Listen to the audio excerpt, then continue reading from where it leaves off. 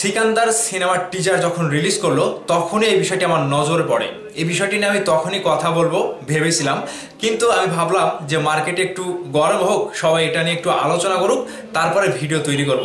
দেখেন 2023 সালে মেগাস্টার শাকিব খান প্রিয়তমা সিনেমার কোরবানি কোরবানি গানে যেই ড্রেসটা ব্যবহার করেছিল, যেই পাঞ্জাবিটা গায়ে দিয়ে নাচানাচি করেছিল, সেই হুবহু একই পাঞ্জাবি পরে 2025 সালে বলিউডের মেগাস্টার সালমান খান সিকান্দার সিনেমার একটি গানে ধরা দিয়েছে। ভাই, এই বিষয়টা যদি শাকিব খান পরে করতো, মানে সালমান খানেরটা যদি আগে হতো, তাহলে কিন্তু বাংলাদেশের কিছু সুশীল ব্যক্তি রয়েছে, কলকাতার কিছু সুশীল ব্যক্তি রয়েছে, তারা কিন্তু কপি কপি কপি বলে চিল্লিয়ে কান ঝেলাপেলা করে দিত। ঠিক এখন দেখেন বলিউডের মেগাস্টার যখন বাংলাদেশের শাকিব খানের কস্টিউম ডিজাইনের সাথে মিলে যায়, মানে এটাকে আসলে কপি? ভাই, এটাকে আমরা কপি বলবো না, কারণ একজনের কস্টিউম একজনের ড্রেস মিলতেই পারে, এটা কপি না। কিন্তু এই যে বাংলাদেশের কিছু কিছু সুশীল ব্যক্তিরা রয়েছে ভাই, এদেরকে সময় সময় উচিত জবাবটা আমরা দিতে চাই। তো বলিউডের মেগাস্টার সালমান খান তার সিকান্দার সিনেমার যে ড্রেস আপে তিনি গানে ধরা দিয়েছে, সেখানেও একটি ঈদের একটা আলোড়ন তৈরি করা গানের মতো কিন্তু সেই গানটাতে তিনি পারফর্ম করেছে। এবং আমাদের মেগাস্টার শাকিব খানের কোরবানি কোরবানি গানটিও কিন্তু বিশাল আকারে সাড়া ফেলেছিল। বর্তমানে কোরবানি কোরবানি গানটি কোরবানির ঈদ এলেই মানুষরা শোনে, দর্শকরা শোনে। ঠিক আমাদের মেগাস্টার শাকিব খান থেকে অনেক দেশের নায়কেরা কিন্তু এখন ফলো করছে। যেমনটা আপনারা তুফান সিনেমার টাইটেল ট্র্যাকের যে একটা মিউজিক, সেটাতেও কিন্তু লক্ষ্য করেছেন।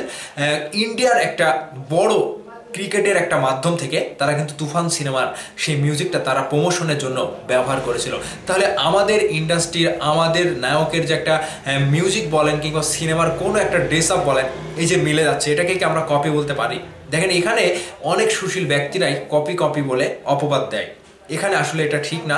কখন কার ড্রেস আপের সাথে, কখন কার মিউজিকের সাথে যে মিল পাবে একটু আধটু, তার মানে তো তারা কপি না।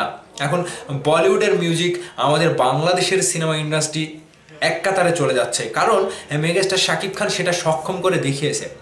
আমাদের সিনেমার প্রতি এখন দেখেন অন্য অন্য রাষ্ট্রের অনেক অনেক ইউটিউবার, অনেক অনেক কন্টেন্ট ক্রিয়েটর বাংলাদেশের সিনেমা থেকে তারা রিয়াকশন মারে। একটা টিজার রিলিজ হলে সেই টিজারের রিয়াকশন মারে, একটা গান রিলিজ হলে সেই গানের রিয়াকশন মারে। এটা তো ভাই আমাদের অনন্য রেকর্ড।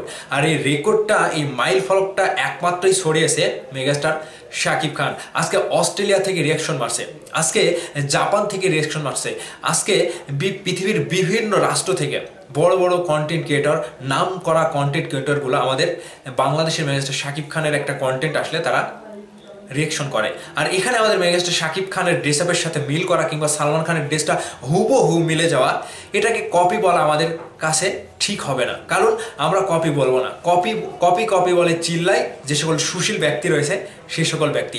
আজকের ভিডিওটা শুধু এজন্যই করা যে একটু ভুল কিংবা আমাদের নিজের জায়গা থেকে যে মতামতগুলো আমরা পোষণ করি, সেটা আসলেই ঠিক না।